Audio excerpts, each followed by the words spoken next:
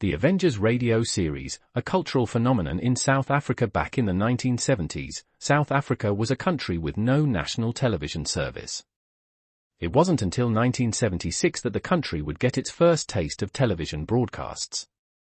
But before that, radio was the primary medium of entertainment and information for the masses. This was the context when The Avengers, a British spy FI series, made its debut on South African radio, and became a cultural phenomenon. The Avengers was a British television series that originally aired from 1961 to 1969. The show revolved around the adventures of John Steed, a suave and sophisticated secret agent, and his various female associates. The series was a unique blend of traditional spy thriller elements with science fiction and fantasy, which set it apart from other shows of its time. While the series was hugely popular in the UK and had also made a significant impact in the American markets, being one of the rare British series given a network transmission slot, it was virtually unknown in South Africa. This was primarily due to the lack of a national television service in the country until 1976. However, as a film series, The Avengers was able to gain some exposure in South Africa through film rentals. But it was the launch of the radio series that truly brought The Avengers to the masses in South Africa. Come and listen at www.myclassicradio.net. The Black Museum.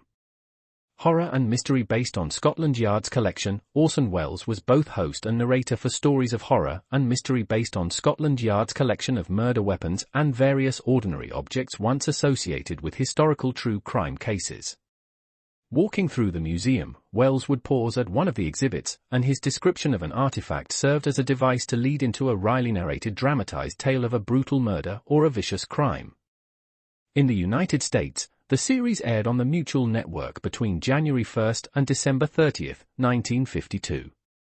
Beginning May 7, 1953, it was also broadcast over Radio Luxembourg sponsored by the cleaning products Dreft and Miro. Since the BBC carried no commercials, Radio Luxembourg aired sponsored programs at night to England. In the United States, a program of similar scope, using many of the same picked cases as the Black Museum, and nearly mirroring its broadcast run was broadcast by NBC called Whitehall 1212. The two shows were different in the respect that while Whitehall 1212 told the story of a case entirely from the point of view of the police starting from the crime scene, the Black Museum was more heavily dramatized and played out scenes of the actual murders and included scenes from the criminal's point of view. Come and listen at www.myclassicradio.net. Bud Abbott and Lou Costello.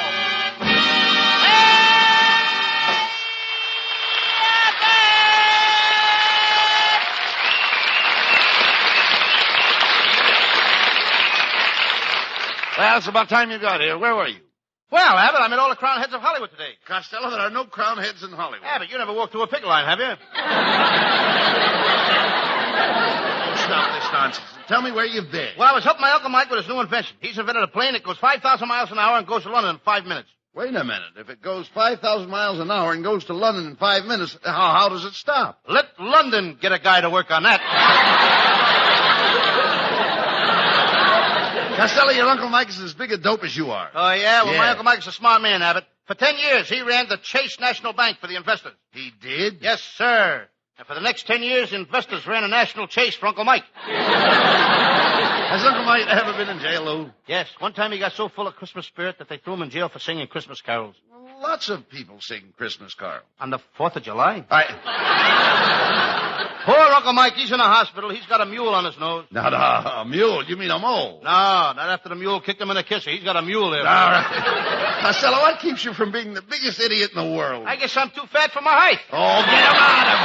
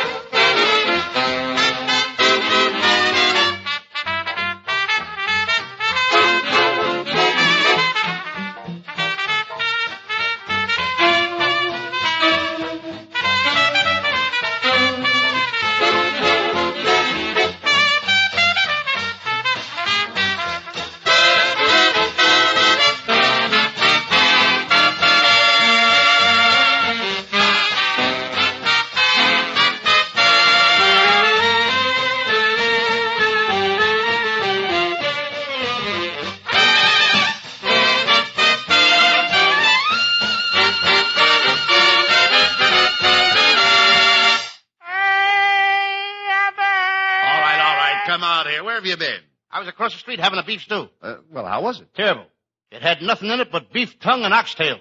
Well, what's wrong with beef tongues and oxtail? Nothing. But who's getting all that stuff in between?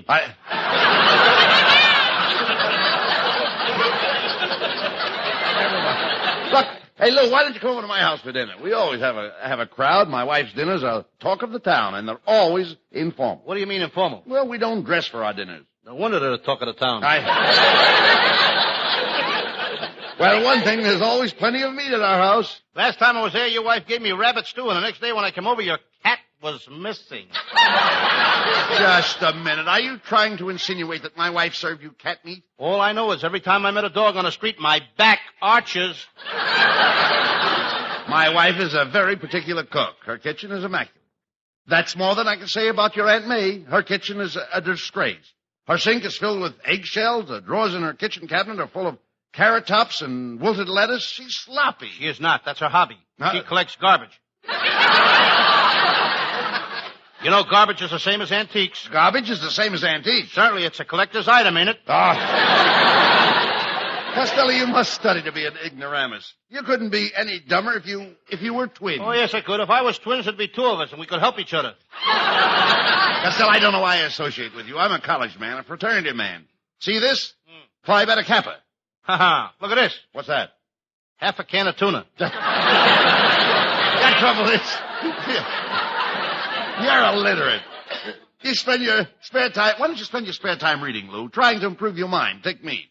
I read a lot. There's nothing to improve your thinking like a bookcase well stacked. Abbott, when I think of something well stacked, I ain't thinking of a bookcase. Costello, man, would have to go a long way to meet a dope as stupid as you. Oh, no, you wouldn't. I'm willing to travel. The trouble with you is that you're an ignoramus. Do you know what an ignoramus is? Sure, and I like his partner, too. His partner? Ain't you ever heard of Ignoramus and Andy? No. That's a sample of your mentality. Costello, you ought to see a psychiatrist. I went to one last week. He told me I got a split personality. I'm really two people, Abbott. You've got enough personality to split with 10 people. Just a minute. Don't laugh. Show me where it says that in the script. Never mind. Now, watch out, Abbott. You're getting me mad. I can hardly hold my temper in. It's kind of silly for you to hold your temper in when the rest of you is spread out all over the place. Are we both on the same page? I don't know where. Certainly we are. The trouble with you is you can't read. You never went to school. I just saw. I went to Colt Hill High School in Patterson, New Jersey. Well, wait a minute. When did you go to high school? September 11th, 1935. You mean you only went one day? You mean you're supposed to go back?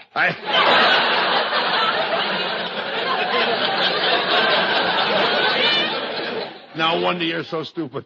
I can't help it, Abbott. I led a very sad life. When I was a kid, my father used to beat me over the head with a baseball bat. My mother used to beat me over the head with a baseball bat. My brother Pat used to hit me over the head with a baseball bat. My Uncle Mike used to hit me over the head with a baseball bat.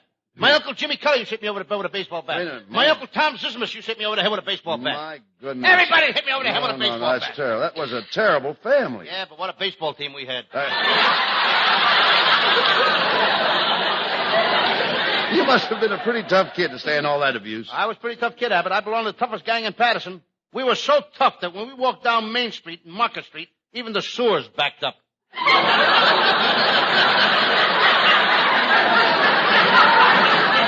Did any of your old gang become successful, Lou? Oh, yes, they did. Did you ever hear of Joe Buzzo? Yes. He went into business. He's making money hand over fist. No, you mean hand over fist. He's in a tire business, and in that business, it's hand over fist. Lou, I remember Bozzo. You know, I seem to remember him. Wasn't he the kid that got lost? Wasn't he the kid that got lost in the woods? Yes, he was in the woods for 5 days, had nothing to eat but pine needles. Pine needles? Yep. Did they have any bad effect on him? Well, only when he got home, his mother made him a big dish of spaghetti in his stomach, knitted a pair of socks out of it. Well, you ought to be ashamed of yourself. Everybody in that gang, they all amounted to something but except you. I'm doing all right, Abbott. Only yesterday, MGM called me up and wanted to use me in a screen test, but I turned him down. You turned down a screen test? Why? They wanted to throw me against it and see if it was strong. You couldn't work for anybody. I ought to get rid of you myself and get myself another partner. Who would work with you? Oh, I could work with the cow. I could get lots of laughs. Could you get a lot of laughs with a cow. You'd be surprised at the things I could pull on her.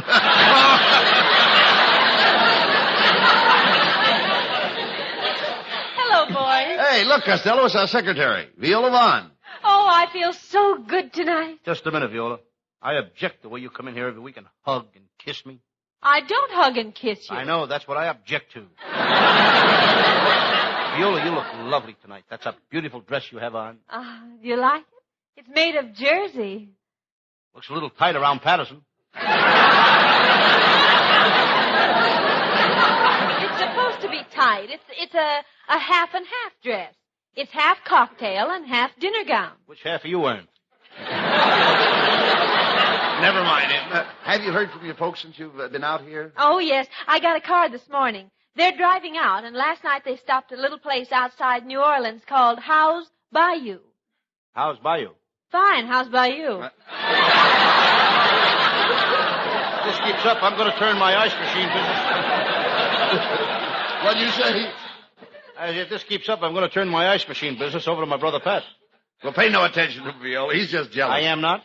Well, Mr. Abbott is right, Costello. I can see right through you. Well, it was a little warm today to wear a slip.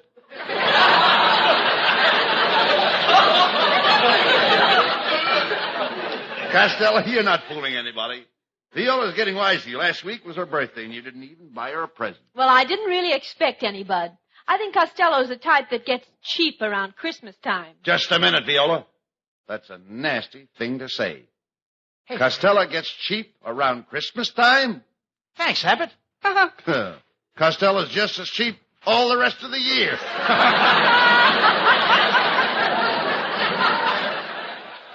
If the Plasters Union is listening, have Bud Abbott's overalls ready in the morning. Abbott will be back on the job.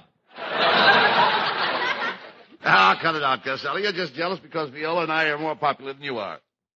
You're popular? Certainly. Haven't you noticed every week when I come to the broadcast, there's a mob outside that grabs me and asks me for my autograph? Sure, but Abbott, I'm asking you. Do you think it's worth it?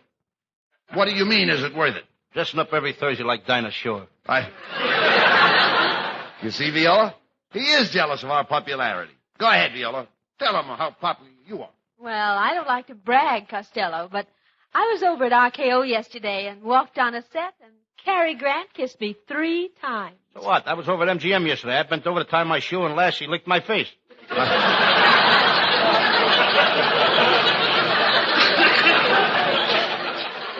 Costello, have you been showing Viola around Hollywood the way you promised? Sure, I took her to Republic Studios. All the cowboys were there. Didn't we have fun, Viola? Oh, yes, Costello. It sure was funny when you ran in that dark closet to play post office, and that cowboy shoved his horse in with you. His horse? This is terrible. I'll see you later. Where are you going? Oh, where am I going? I gotta go over to that corral and get back my fraternity pin.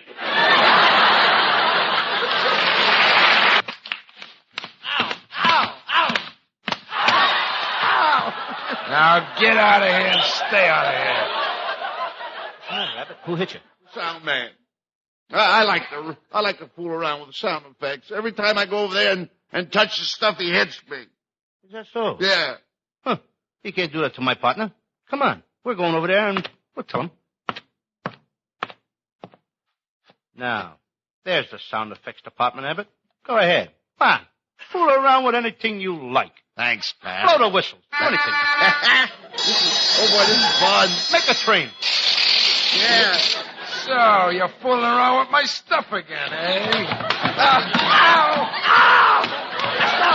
Costello, what are you doing to me? Ain't you going to say something? I certainly am. What? Abbott, if you don't stop fooling with this guy's stuff, he's going to knock your brains out.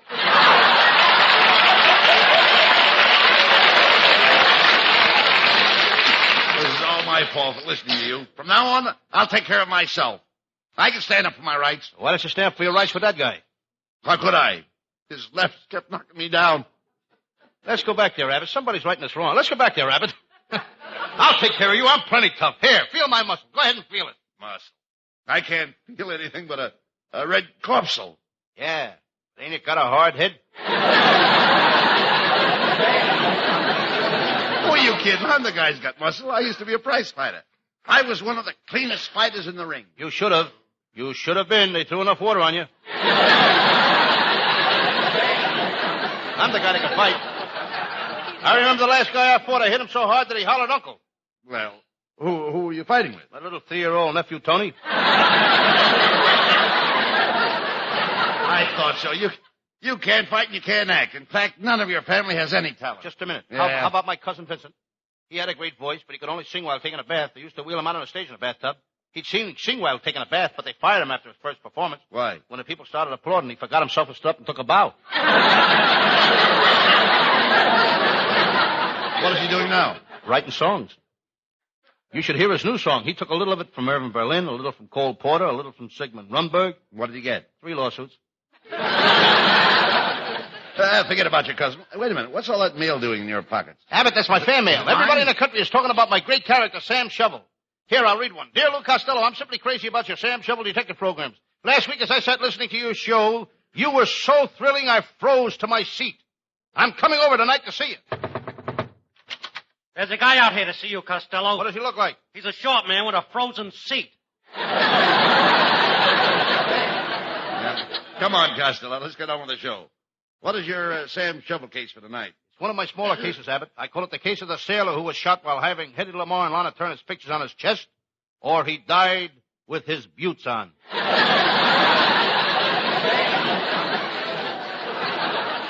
Sounds interesting. Let's do it. Okay. And now the makers of Crummies, the breakfast food that dares to be different, presents The Adventures of Sam Shovel, Private Detective. But first, a word about our product, Crummies. Crummies is the only breakfast food that comes ready to serve. We put in the sugar, strawberries, milk, and cream right in the package. Look for it on your grocer's shelf in the large, soggy box. And Crummies is fine for the youngsters. You can safely feed Crummies to a 2-year-old. Some of the well-known 2-year-olds that eat Crummies are Citation, On Trust, and Bazooka. Crummies is the only breakfast food that is shot from cannon. So remember, when opening the package, stand back.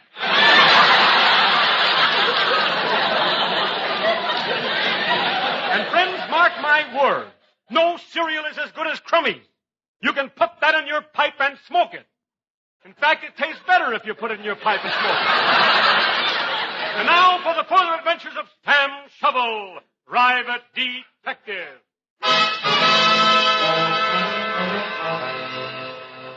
Yes, I'm Sam Shovel. Sam Shovel, Private Detective. I don't feel so good today. Last night, my fraternity invited me to a football dinner. That's the last time I'll eat football for dinner. I'm kind of tired, too. I traveled all night. I rode the chief in from Albuquerque. Next time, I'm going to take a train. Riding piggyback on an Indian is murder. I was down there trying to get a conviction on one of my cases, Maxie the murderer. But he had a clever lawyer. I charged him with murder, but the jury whitewashed him. I charged him with larceny, but the jury whitewashed him. Then I took him to a Turkish bath. I had to get all that whitewash off him. My correspondence was piled up a lot while I was away. I see a carbon copy of the letter I sent to Sears and Roebuck for a pair of handcuffs. It reads, send handcuffs. If good, we'll send check. Then I pick up their answer. It reads, send check. If good, we'll send handcuffs. That reminds me I may get called on another case. I think I'll clean my Remington before I put it back in my pocket. Someday I'm going to buy a gun. I get tired carrying a typewriter in my pocket. Suddenly I look up. There on the wall of my office is an oil painting. Bought it last year. It's pretty. But it's a lot of trouble. Every day I got to oil it. I glance across the court. The beautiful stenographer in the insurance office is just coming to work. She's punching the time clock. Clock punched her back. I pick up my morning paper. On the front page is a picture of John L. Lewis. John L. Lewis on the front page. I study his face. I'm trying to figure which eyebrow has the Tony. Looks like another slow day for the detective business. As I sit here in my little office, I'm unhappy. I'm down in the dumps. Whenever I'm in this office, I feel down in the dumps. That's not strange. My office is located at the dumps.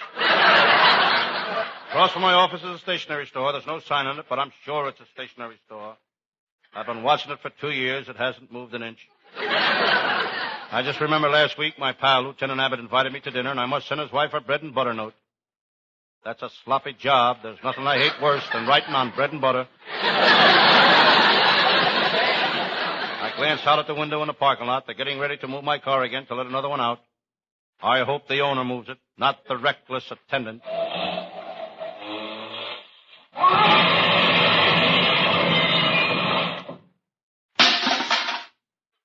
Thank goodness the owner moved it. I noticed my pal, Lieutenant Abbott, in the homicide squad coming this way. He's a regular bloodhound. When he's after a crook, he can smell a trail. In fact, he smells any place. One thing about Lieutenant Abbott, he speaks straight from the shoulder. He's got to. That's where his mouth is. Just then, Lieutenant Abbott walks into the office. Hello, Sam Shovel. Sam, I just had the most sensational lunch. What a meal. I ordered pork chops, bacon, fried ham, pig's knuckle. When Lieutenant Abbott eats, he goes hog wild. Well, a cop has got to keep his strength up, Sam. I never know when I'll get in a fight. Lieutenant Abbott is right. One thing I'll say for him, he never ran away from a fight. He always takes a taxi. Sam, I'm happy today. I'm feeling pretty chipper. I'm really chipper. Lieutenant Abbott is not lying. Nobody is chipper than he is. He's the chippest man I ever met. He lives at the Fiddle Hotel. It's a violin. Rooms are $1 a night and up. If you get a room for $1, you're up all night. Sam, I thought I heard something moving. Sound came from that bureau. We crossed the office to the bureau and started opening the drawers. There's nobody here. You won't find me here. It's my Bureau of Missing Persons. Speaking of missing persons, Sam, what happened to that crooked musician you were trailing? Lieutenant Abbott was referring to Matty Banjo Head Malnick, the leader of one of the crookedest bands in this country. Sam, how can you say that? Matty's boys are all artists. They must be artists. I know they're not musicians. Lieutenant, when Matty Banjo Head Malnick heard I was after him, he took it on the lam. That was 3 weeks ago. Hiya, Sam Shovel. He's still on that lam. Sam, you gotta help me. That Bergman gang is trying to shake me down for $10,000. And I'm afraid I'll have to pay through the nose. Why should you have to pay through the nose? That's where I keep my money. What a clever crook that Malnick is. When he needs money, he don't have to blow a safe. He just blows his nose.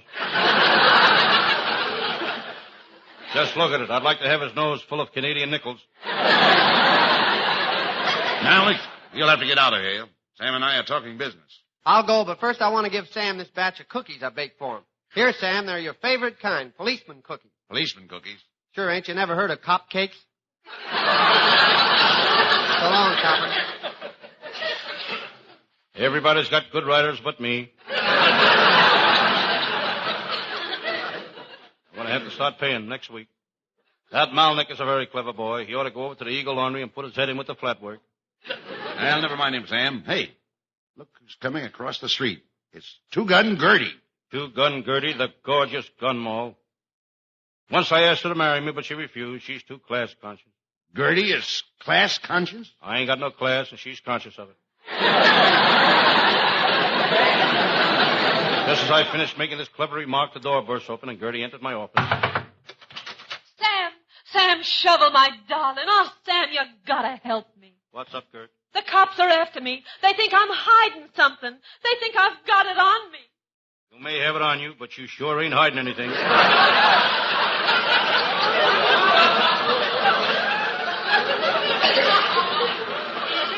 Careful, Sam. She's up to something. Oh, Sam, you gotta help me.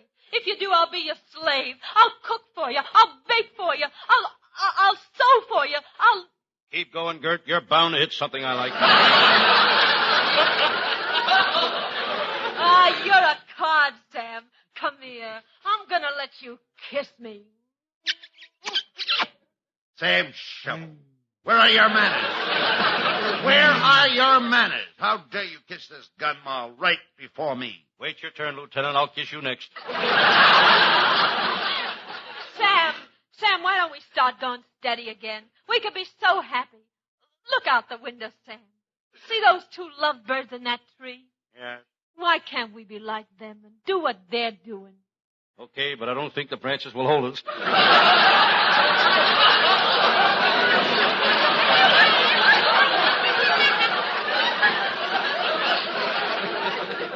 Sam, this is ridiculous. You're a cop and she's a crook.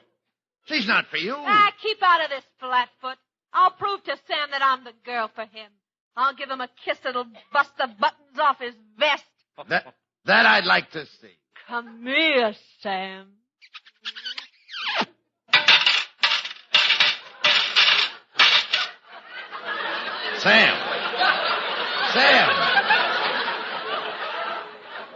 Sam Shovel, say something.